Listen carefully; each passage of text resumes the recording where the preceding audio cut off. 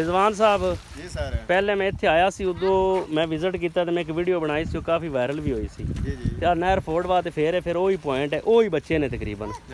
तो मैं वालदैन नूं मैसेज दिता सी वीडियो वायरल हुई सी और बहुत ज़्यादा व्यू आया जी ज़ाहिर गल है वालदैन तक पहुंची अगे मकामी बंदे भी आंदे पे यार तू इत्थे आके वीडियो बनाई तो ਉਹ ਬੱਚੇ ਫਿਰ ਵਿੱਚ ਫਿਰਦੇ ਨੇ ਜੀ ਹੁਣ ਤੁਸੀਂ ਵਾਲਿदैन ਨੂੰ ਕੀ ਕਹੋਗੇ ਸਾਡੇ ਮੁਆਸ਼ਰੇ ਨੂੰ ਕੀ ਕਹੋਗੇ ਲੋਕਾਂ ਨੂੰ ਕੀ ਕਹੋਗੇ ਛੋਟੇ ਛੋਟੇ ਬੱਚੇ ਨੇ ਇਹਨਾਂ ਦੀ 10-10 ਸਾਲ 9-9 ਸਾਲ ਏਜ ਹੈ ਹਰ ਬੱਚੇ ਦੀ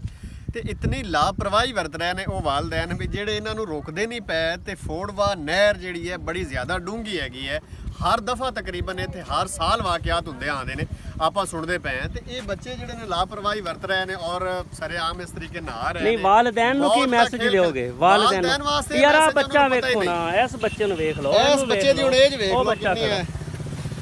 ਮਕਾਮੀ ਲੋਕਾਂ ਦਾ ਇੱਥੇ ਕੀ ਯਾਰ ਮਤਲਬ ਮੇਰੀ ਤਾਂ ਕੋਈ ਸਮਝ ਕਿਉਂ ਜੀ ਤੁਸੀਂ ਤਾਂ ਮਕਾਮੀ ਹੋ ਆ ਬੱਚੇ ਨਿੱਕੇ ਨਿੱਕੇ ਨੇ ਫੋੜਵਾ ਵੱਡੀ ਨਹਿਰ ਹੈ ਆਪਣੀ ਡਿਸਟ੍ਰਿਕਟ ਬਹਾਵਲ ਨਗਰ ਦੀ ਹੈ ਸਤਲੁਜ ਚੋਂ ਨਿਕਲ ਰਹੀ ਹੈ ਕਿਉਂ ਜੀ ਭਾਈ ਜੀ ਇਹ ਬੱਚਾ ਜਿਹੜਾ ਹੈ ਇੱਧਰ ਅਗਰ ਇਹਦੇ ਨਾਲ ਕੋਈ ਹਾਦਸਾ ਪੇਸ਼ ਆਵੇ ਤੇ ਉਹਦੇ ਨਾਲ ਲੜ ਸਕਦਾ ਐਮਰਜੈਂਸੀ ਹਾਲਾਤ 'ਚ ਇਹਦੇ ਤਾਂ ਹੋਸ਼ ਹੀ ਨਹੀਂ ਇਹਦਾ ਆ ਕੀ ਇਸ ਨੂੰ ਵੀਕ ਜਾਂ ਬੱਚਾ ਕਮਜ਼ੋਰ ਜਾਂ ਬੱਚਾ ਔਰ ਪਹਿਲੇ ਵੀ ਆਏ ਆ ਵਾਲਿदैन ਨੂੰ ਕੋਈ ਅਸਰ ਕੋਈ ਨਹੀਂ ਦਾ ਕੋਈ ਤੁਸੀਂ ਮਕਾਮੀ ਬੰਦੇ ਹੋ ਤੁਹਾਡਾ ਇਸ ਬਾਰੇ 'ਚ ਕੀ ਮੌਕਫ ਹੈ ਦੱਸੋ ਜ਼ਰਾ ਭਾਈ ਇਹਨਾਂ ਦਾ ਮਾਂ ਪਿਓ ਕੁਝ ਆ ਸਕਦਾ ਆਪਾਂ ਕੀ ਆਖ ਸਕਨੇ ਨਹੀਂ ਜੀ ਵੇਖੋ ਤੁਸੀਂ ਵਾਲਿदैन ਨੂੰ ਤੇ ਇਹਨਾਂ ਨੂੰ ਮਿਲੋ ਨਾ ਅਸਤੇ ਨਹੀਂ ਜਾਣਦੇ ਹਾਂਜੀ ਇਸ ਤਰ੍ਹਾਂ ਇਜਾਜ਼ਤ ਮੈਂ ਕਿਹਾ ਕਿਉਂ ਮਾਂ ਪਿਓ ਨੇ ਇਹਨਾਂ ਨੂੰ ਦਿੱਤੀ ਹੋਈ ਹੈ ਵਡੇਰੇ ਉਹ ਬੈਠੇ ਨੇ ਇਹਨਾਂ ਦੇ ਵਡੇਰੇ ਨੇ ਹਾਂ ਇਹਨਾਂ ਦੇ ਵਡੇਰੇ ਨੇ ਸਾਰੇ ਨਹੀਂ ਕਿਸੇ ਨੂੰ ਕੋਈ ਪਰਵਾਹ ਕੋਈ ਨਹੀਂ ਹੈ ਚਲੋ ਗੱਲ ਸੁਣੋ ਨਾ ਆਓ ਆਪਾਂ ਨਾ ਹੈ ਤੁਹਾਨੂੰ ਕੋ ਰੋਕਦਾ ਹੈ ਸਾਨੂੰ ਤੇਰੀ ਤਰ੍ਹਾਂ ਸਾਰਾ ਸੀ ਸਾਨੂੰ ਤੇ ਕਿਤੇ ਨਹੀਂ ਤੂੰ ਅੱਜ ਤੂੰ 3 ਸਾਲ ਪਹਿਲੇ ਨਹਾਉਣ ਲੱਗਿਆ ਉਹ 3 ਸਾਲ ਪਹਿਲੇ ਤਾਂ ਤੂੰ ਅਸਲ ਟਿੱਡਾ ਜਾ ਉਸੇ ਓਏ ਆ ਵੇਖ ਓਏ ਆ ਕਿੱਡਾ ਓਏ ਆ ਵਿੱਚ ਕੈਮਰੇ ਦੀ ਨਹੀਂ ਆਦਾ ਥੱਲੇ ਕੈਮਰਾ ਲਿਆਉਣਾ ਛੋਟਾ ਵੀ ਨਾ ਦਾ ਪਿਆ ਓਏ ਹੋਏ ਇਤਨੀ ਵੱਡੀ ਨਹਿਰ ਹੈ ਵੀ ਇੱਥੇ ਸ਼ੱਕ ਨਹੀਂ ਜੇ ਉੱਠ ਨੂੰ ਖੜਾ ਕਰ ਰਹੀ ਹੈ ਨਾ ਚਲੋ ਆਪਾਂ ਅੱਗੇ ਉਹਨਾਂ ਵੱਡਿਆਂ ਨਾਲ ਗੱਲ ਕਰਨੀ ਹੈ 100 ਸਾਲ ਮੰਮੀ ਇੱਥੇ ਨਾ ਆਉਂਦਾ ਸੀ 100 ਸਾਲ ਪਹਿਲੇ 5 ਸਾਲ 5 ਸਾਲ ਪਹਿਲੇ ਇੱਥੇ ਵੇ ਤਮਾਸ਼ਾ ਬਣਾ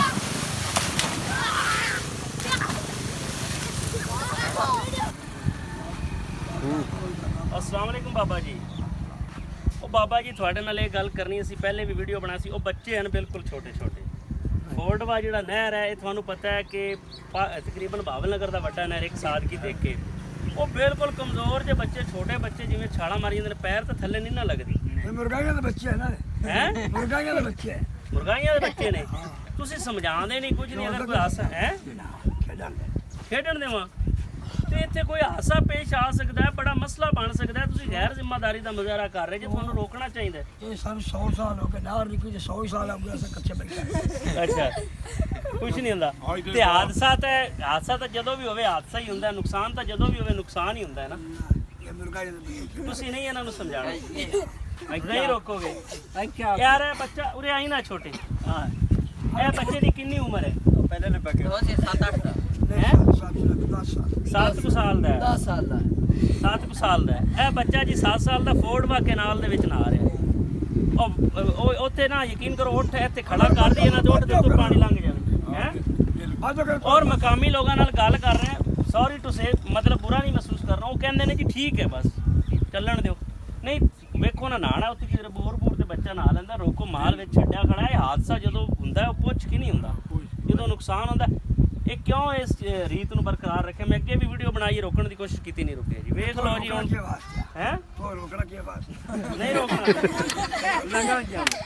ਬਾਹਰ ਖੇਡਦੇ ਪਏ ਜੇ ਕੋਈ ਹਾਦਸਾ ਪੇਸ਼ ਆ ਗਿਆ ਤਾਂ ਤੁਸੀਂ ਜ਼ਿੰਮੇਵਾਰੀ ਲਵੋਗੇ ਨਹੀਂ ਸਮਝਦਾ ਹੈੜਾ ਇਲੈਕਸ਼ਨ ਜਿਹੜਾ ਦਾਵਾਂਦੀ ਲਓ ਜੀ ਹੈਡ ਵਾਲੇ ਜ਼ਿੰਮੇਵਾਰੀ ਲੈ ਤੁਸੀਂ ਜਿੰਨਾ ਨਹਿਰ ਛੱਡੀ ਹੈ ਜ਼ਿੰਮੇਦਾਰ ਉਹ ਨੇ ਜਿਹੜੇ ਪਾਣੀ ਛੱਡਦੇ ਪਏ ਵਿੱਚੋਂ ਵੀ ਕਿਉਂ ਛੱਡਦੇ ਨੇ ਜ਼ਿੰਮੇਦਾਰ ਨਹੀਂ ਬੰਦ ਕਰ ਯਾਰ ਉਹ ਬਾਬੇ ਕੋ ਪੁੱਛ ਉਹ ਬਾਬੇ ਵੱਲ ਆ ਬਈ ਬਾਬਾ ਸ਼ਾਇਦ ਸਮਝ ਆ ਬਾਬਾ ਜੀ ਮਰ ਗਏ ਤੇ ਕੋਈ ਖਾਲਸਾ ਜਾਨ ਚੁੱਕੀ ਮਰ ਗਏ ਤੇ ਕੋਈ ਖਾਲਸਾ ਜਾਨ ਚੁੱਕੀ ਬਿਚਾਰੇ ਕੋ ਗਏ ਕੀ ਹੋ ਗਏ ਨੇ ਬਾਤ ਚੁੱਪ ਤੇ ਪੁੱਟਿਆ